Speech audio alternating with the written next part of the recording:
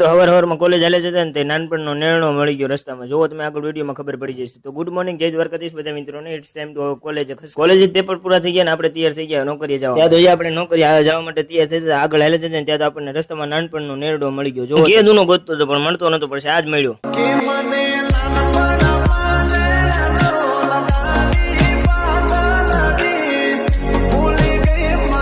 Finally આપણે આપણા સ્ટેશને પહોંચી ગયા અને બપોર થઈ ગઈ ને આપણે કાકાની દુકાને આવતા. કાકાની દુકાને આવ્યા ને ત્યાં તો મેહુલભાઈ મોટી મોટી ફેંકતા હતા, એની વાત પૂછોમાં. કામ કાઈ ન હોય તો પાસે એમ કે મારું શેઠી બીજી છે, પાછા પાનના ગલે બેઠા હોય, માવા સોલતા હોય, પાછા પૂછો એમ કે મારું શેઠી બીજી છે, એવું મહેનત કરું.